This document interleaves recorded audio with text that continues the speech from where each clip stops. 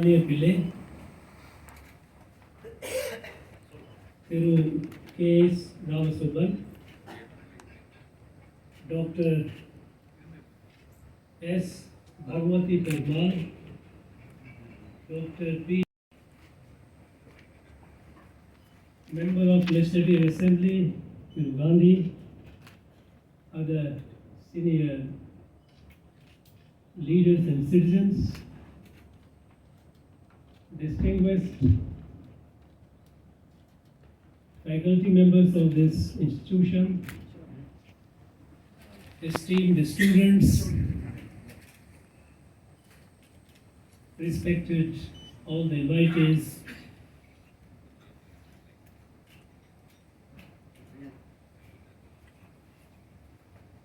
அனைவருக்கும் வணக்கம்.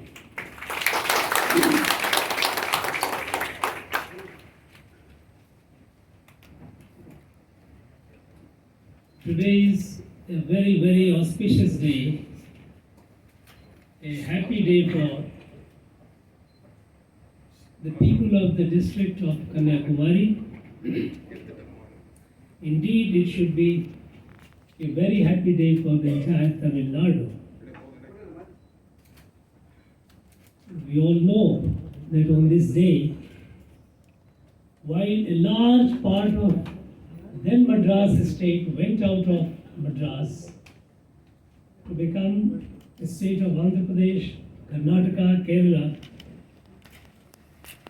there was some part of the erstwhile Travancore that came to Tamil Nadu. So this welcome of this district to Tamil Nadu is a special day for the Tamil Nadu state itself, and the fact that the people of this district got together with the larger Tamil speaking people is a day of joy. This day came after a lot of struggle. Briefly, it has been described, it has been illustrated before, that for over 2.5 decades of a struggle, finally, this district became part of Madras state, which later became Tamil Nadu. And on this day, we also like to be grateful to Sardar Patel, who pioneered the formation of states along the linguistic line by what has been stated before by Dr. Subramanian Pillai, that how he, a Gujarati speaking area of then Maharashtra, was brought to Gujarat. So he paved the way, which some years later turned out to be a reality where we are today. This day needs to be celebrated with fervor, with joy. It's a festival. And it is important to celebrate the festival because this is how you beyond relate with our people before, who suffered, who worked, and who gave us what we have today. We remember our Independence Day because the people, those who gave their life and blood to free this country from the foreign control. Today, if we forget them, we would be like a dry leaf removed from a tree, swept away by the wind, drifting away. We will become rootless. Celebration of festival, all the festivals are the occasions, and they are the force that keeps us bound with who we are, that gives a sense to us who we are, because It binds us with our people, our ancestors, for long, long time ago. Devoid of that, we will be like a nomad, a vagabond. That is not the case. We are all, this country, every part of this country, we are all proud inheritor of a very, very rich legacy. And in this respect, this day is important for the people of Kanyakumari district, and I have come here to share the joy with you. Coming to Kanyakumari Kanyakumari district is in fact a blessing. This is a Punya Bhumi. This is the land where Adi Parashakti appeared, Devi Kanyakumari. It's a holy land. It has the blessings of Devi Kanyakumari. And all those who come to this place, they too get the blessings. This place is holy because it is this place where our Bharat Mata manifests herself. This is the beginning of the manifestation of the Bharat Mata that begins right from the ocean, and it goes up till the pinnacles, the peaks of the Himalayas.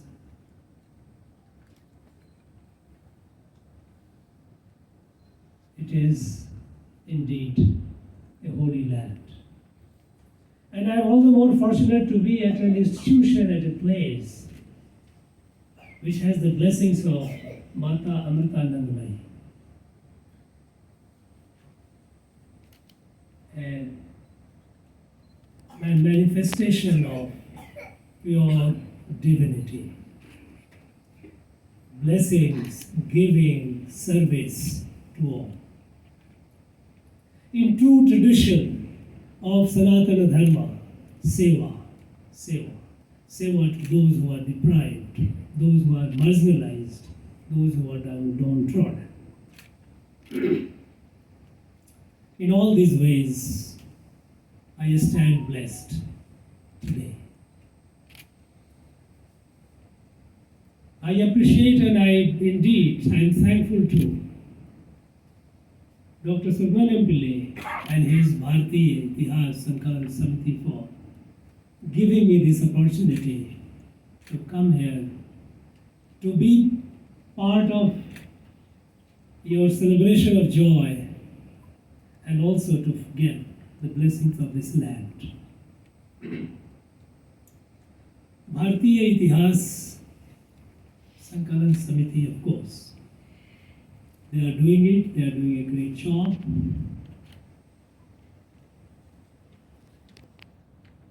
But it is very important that we must understand why there is a need for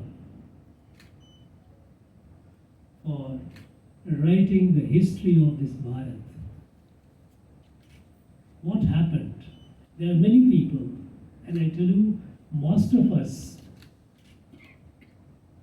who have been brought up in an education system which has only praised the colonial education system. It has taught us something which deprives us to be proud of ourselves.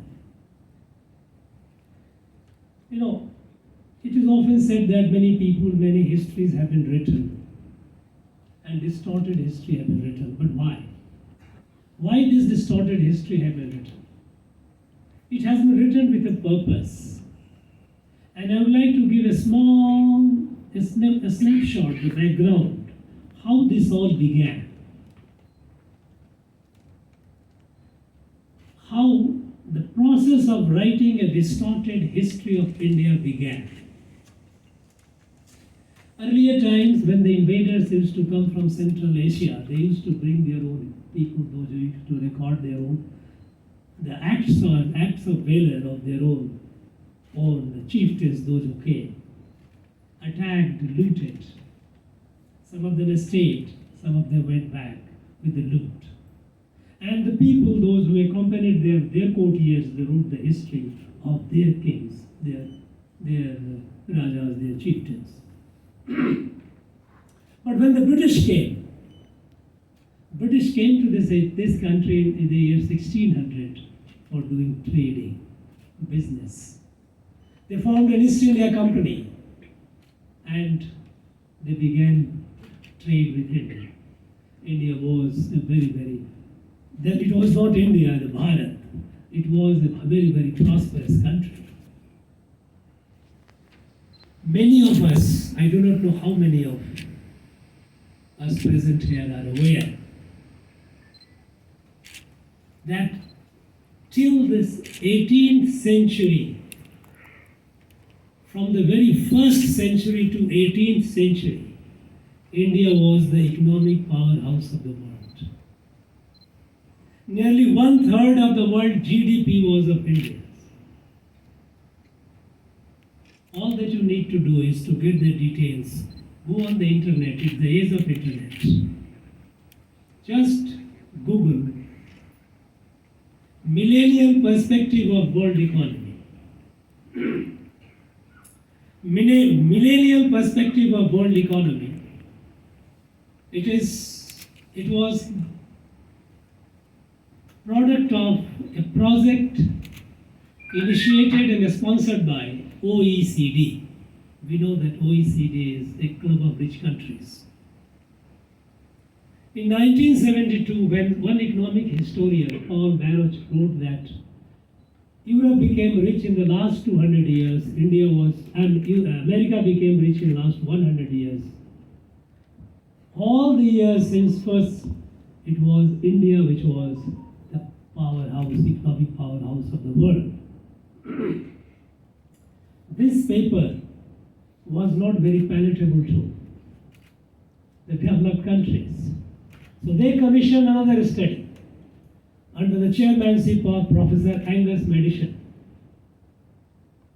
And that team, when they tabulated the data of the world economy from the first century, and it is there on the internet, it shows that till the 18th century, India was the largest economy. Nearly 30% of the world economy was India. The next was China. There was no Europe, there was no America. So they came. British came, the Dutch came, French came, Portuguese came, they all came. But British outsmarted them all. For 150 years they did the trading, they did the business. But something historic happened in 1757 when the company defeated Nawab of Bengal. And there was a conflict, defeated, then they took over Bengal. Robert Clive was the governor of the company at Kolkata. Having captured a territory, he was in a dilemma. His was a business company. They knew how to do business. Now they have a territory. They have to administer the territory. It was a job which they were not familiar with.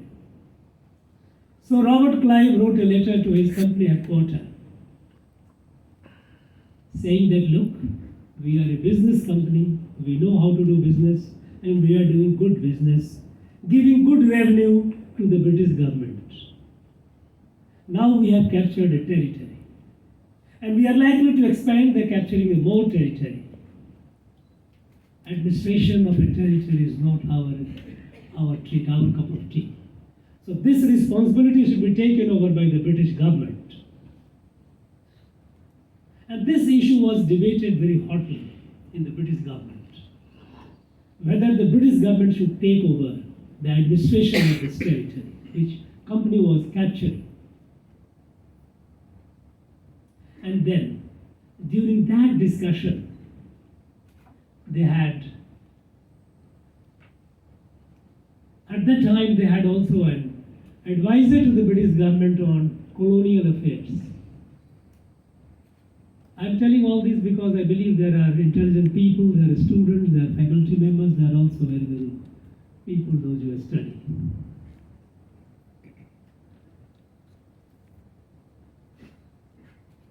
At the time, Professor Adam Ferguson of Edinburgh University was the advisor of the British government on tribal affairs, on colonial affairs. Edinburgh, you know, one of the three centers of learning in UK, in Britain, Oxford, Cambridge and Edinburgh. The matter was referred to him for his advice because Britain had the experience of colonizing America. North America they had colonized by the time. And they had also colonized part of Canada, is a part of North America, as it is popularly called. Adam Ferguson gave an advice, and the letter is very interesting. He said, look, we cannot replicate our experience of colonizing North America in India. How did they colonize North America?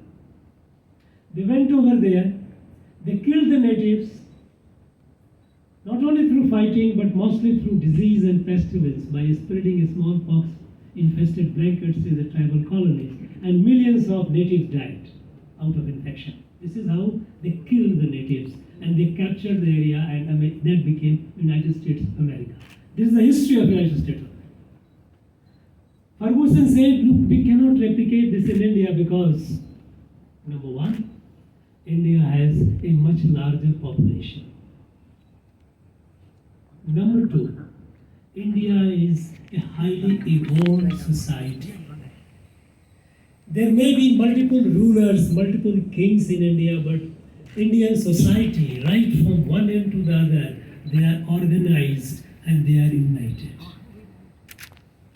And when he said that they are united, I will tell you another anecdote from here in our own country. I was in Northeast. I was in Northeast for quite some time.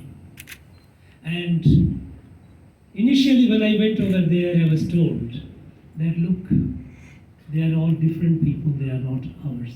And they are not different people. When I was told by some people, very experienced, my own seniors, it is not only they were to be blamed. The first Prime Minister of the country wrote a letter to then Chief Minister in the 55-56, Vishnu Ram Bedi of Assam. When there was a problem in Naga Hills, he said, look, those people are not us, they are different. We must sensitively bring them in. So the fact that they were not ours, they were not us, they were not like a part of our family was something which was embedded in the mind of our people, including the then Prime Minister. But when I went over there and I started meeting the people, there are umpteen examples which I found that I was like, look, these people like us. There is a tribe called Idu Mismi. It is in eastern Arunachal Pradesh, close to border of Tibet. They keep shaka, chutiya.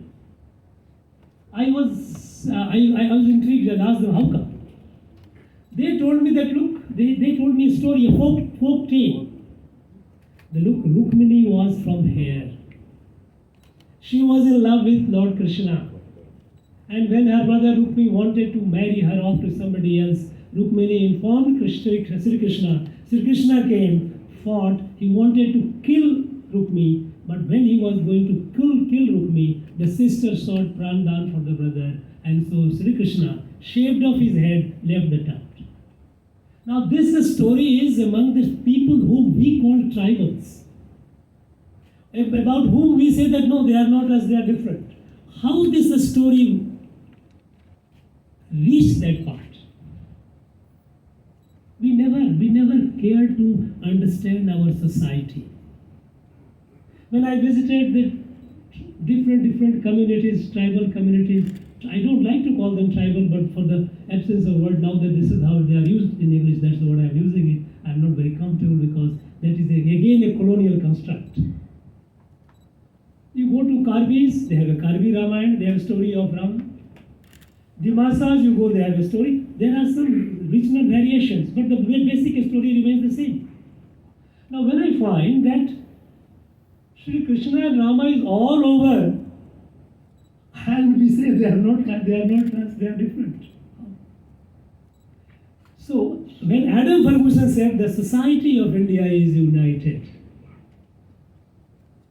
and this unity is not only just a story which I told you, right from several thousand years. In the 4th century before the Christian era, during the Maurya rule, when Chandragupta Maurya was the ruler of Patliputra, Magadha Empire, his Rajguru Bhadrabahu, with 14,000 disciples, came to Mysore, and near Shravan Belgola he established his mutt. It's still there. 2,400 years back he was settled. He came with 14,000 people, unmindful of who are the rulers, who are the kings and all. They were welcomed all over the way. Numerous stories of people going from here to north to south. As late as early 19th century, when the British took over the last control of Tanjore from the last Maratha ruler, Sarfozi. Sarfozi wrote a letter to the British resident to whom he had to hand over the power. He was Benjamin Torrey. The letter of 20th of January 1801, not too far, 1801. In that letter, Sir Maharaj Sarfozi writes to the British that when you have taken over, at least I hope that you will not disrupt the various chaitram that we have created from Kashi to Rameshwaram. For the travelers of thousands people were traveling from one end to the other for their stay. 3 times, it's written there, 3 meals a day, free, medicine because they may be falling sick. There were many kings, there were many rulers in between, but nobody bothered. The travelers came. The Bharat was one. Bharat has never been defined by a king or a kingdom or a ruler. Bharat is a civilizational evolution. It is the Bharat, this Bharat where my grandmother, an illiterate lady from a village in Bihar, she came to Rameshwaram and went to Badri. She went to Dwarika and she went to Puri. Her stories of travel, how she went. There were linguistic barriers, one can say there were people speaking different languages. But these were not barriers because how could an illiterate lady travel? My mother traveled to Rameshwaram, semi-literate lady. They have a story how the places, some places where she fell sick and she was almost unconscious and she was being carried on the back. She had the person after carrying it to a point, from the purse there was 10 rupees note, she took 1.5 rupees and left 8.5 rupees in her bag. That was the level of honesty. And this was Bharat. Adam Ferguson knew that Bharat is not only population is large, but Bharat is one organized, united society. Replicating experience of colonizing experience of America will not be possible. So, then he gave the advice. Now, since you cannot eliminate the population, settle down there, like as you did in America, the objective, the purpose of the British Empire should be to transfer as much wealth as speedily as possible from India to Britain. As much wealth as speedily as possible from India to Britain. Now, with This advice was accepted by the British government, and they said okay. And then he further writes that for the transfer of wealth, a speedy transfer of wealth, as much wealth as possible, you will need to break or bend the rules. If the British government takes over, the servants of the crown, who are civil servants, they will quote objections, they will quote rules. No, under this rule you cannot transport this, under rule you cannot do that. Don't commit the mistake of taking over, the British government taking over. Let the company do. When the company does it, they do business, they can do anything, you look the other way. And that is how the British government decided, no, we will not take over, let company rule that area, and British government administered it or controlled it from behind. Not in the front. Front was company, but it was being controlled by the British government from behind. They created a board of affairs on India, of which the first chairman was the British Prime Minister. Dundas was the British Prime Minister, who was the first chairman. So British started controlling it and didn't take over. Now, since they could not eliminate the population of India and settle down here, they have to transfer their wealth. Their core purpose was, then the core purpose became, how to make the empire enduring, lasting as long as possible. For making the empire last as long as possible, then they took a decision, we must destroy the history of India. We must create a new history so that the Indians forget about their own past. And then they started disturbing in the beginning, and then finally killing and closing all the indigenous education system.